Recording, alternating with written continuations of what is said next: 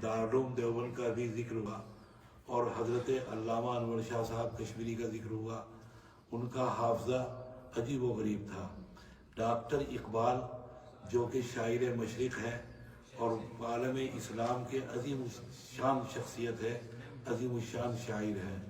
कहने को वो शायर है लेकिन अपने फ़लसफ़े के एतबार से, अपनी तालीमात के एतबार से दरअसल कुरान मजीद के तर्जुमान हैं। तो डॉक्टर ने एक मौके पर जिस वक्त अल्लामा की वफ़ात हुई और डॉक्टर को इत्तला मिली लाहौर में, तो लाहौर के बरकत हाल में ताज़ियती जलसा हुआ और उस जलसे में डॉक्टर ने तकरीर करते हुए यहाँ से आगाज़ किया कि हज़ारों साल नरगिस अपनी बेनूरी पे रोती है, बड़ी मुश्किल से होता है चमन में दीदावर पैदा। और फरमाया डॉक्टर ने तकरीर करते हुए कि इस्लाम की आखिरी 5 सदियाँ मौलाना अनवर शाह की नज़ीर पेश करने से आजिज़ हैं।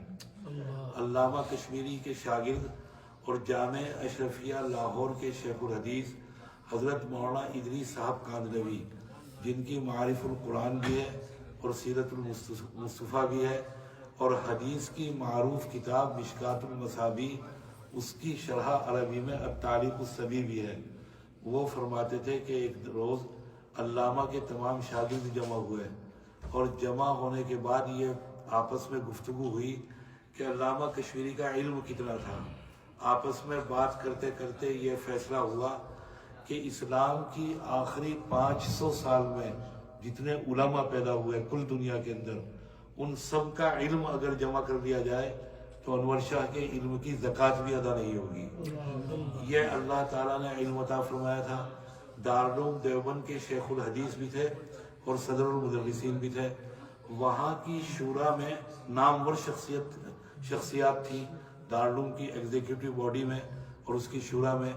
एक मौके पर वहाँ पर सर यावर जंग आए हैं जो कि मशहूर हैदराबाद के नवाब थे और आने के बाद उन्होंने शूरा में शिरकत की। वहाँ पर दारुल की जानिब से उनकी ज़ियाफ़त का एहतमाम था, दावत का एहतमाम था। खाने में सर यावर बैठे हुए थे और बराबर में अल्लामा कश्मीरी के। अल्लामा कश्मीरी खाने से फारिग होने के बाद जब स्वीट डिश आई, मीठा आया, तो उसको लेकर हाथ से खाने लगे। वो हैरान होकर देखने लगा क्योंकि उसके एतबार से ये तहजीब के ख़िलाफ़ था। तो बड़े सलीके से दरियाफ्त किया कि हज़रत, क्या आप हदीस में ये बता सकते हैं कि नबी करीम सल्लल्लाहु अलैहि वसल्लम ने उंगली से और हाथ से कोई चीज़ खाई हो, आपको आपने मीठा इस्तेमाल किया हो या कोई और खाने की चीज़?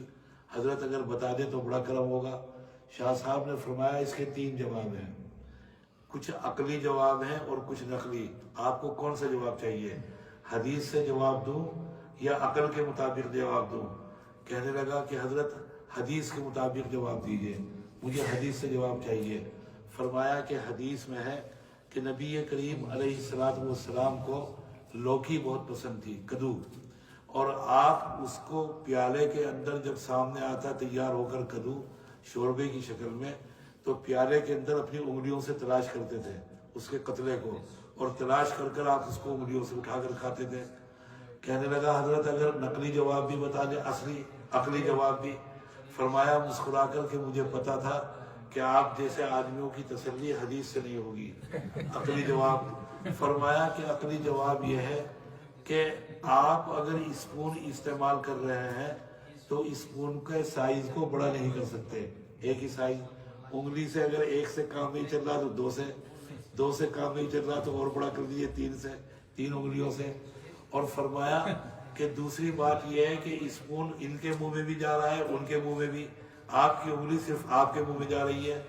और तीसरी बात यह है कि आपको स्पून के अंदर लेकर कोई चीज़ खाएं, वो गर्म और ठंडा नहीं बता सकती। आप अचानक कोई गर्म चीज़, हलवा मुंह में रख लें गरम गरम, ज़बान आपकी जल जाएगी। जबकि उंगली से अगर आप खाएंगे, उंगली आपको बता देगी कि ये खाने वाली चीज़ गर्म है या ठंडी। कहने लगा सुभान अल्लाह, हज़रत माशाअल्लाह, क्या बात बयान की। कहा कि बहुत सतही बातें हैं, आम सी बातें हैं, गौर नहीं किया जाता, ये आपको अजीब लग रही है। तो ये हज़रत अल्लामा कश्मीरी। बहरहाल फरमाया कि